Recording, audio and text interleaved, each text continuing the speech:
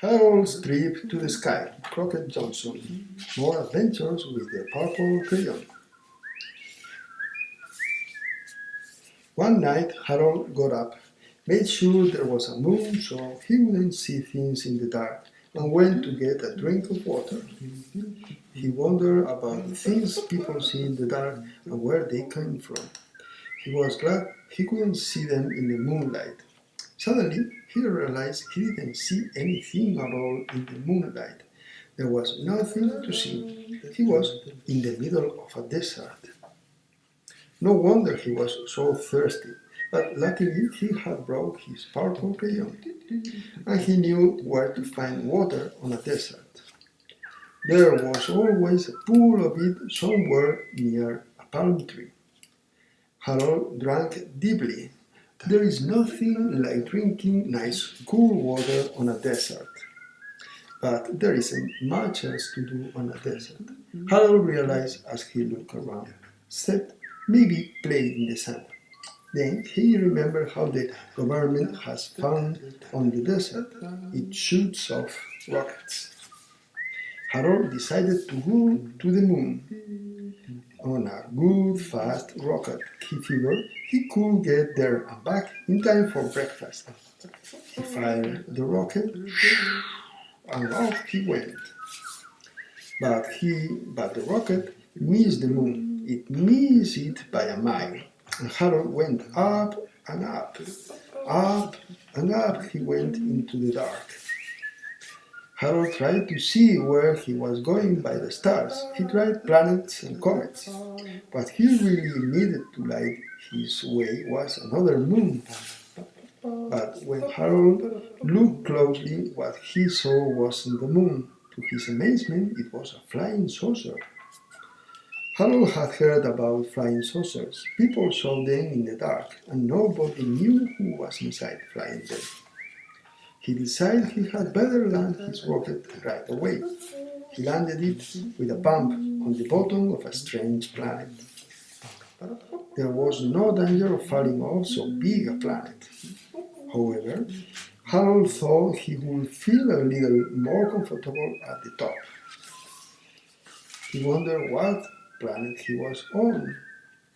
In the dark light of the stars, he looked for some sign that might tell him he was on Mars. Harold had heard of men on Mars, so he yelled a couple of "hello," hoping. He thought of the flying saucer out there. He thought of the things people see in the dark. He felt a great need for company. He was sure any man on Mars would be cordial to a visitor like Harold, who had come all this way to chat with him. He had to draw on his scanty knowledge of what a man on Mars looked like. But his looks wouldn't matter in the dark, so Harold didn't care much what he turned out to look like. All Harold wanted was to know there was some sort of friendly face close by, even if he couldn't see it clearly in the dark. Then, all of a sudden, Harold did see it clearly. It was the face of a thing. It was a thing people see in the dark, and it was sitting in a flying saucer. Harold ran. Then he thought and stopped. Probably the thing was about to fly to Earth and scare somebody, maybe some little child. Bravely, Harold crept back. He approached on tiptoe so the thing wouldn't hurt him, and he reached out with his purple crayon. And he put a completely damaging crack in the flying saucer.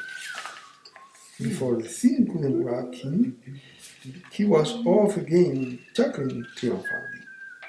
He ran as fast as he could in the dark. Happily, most of the way was downhill.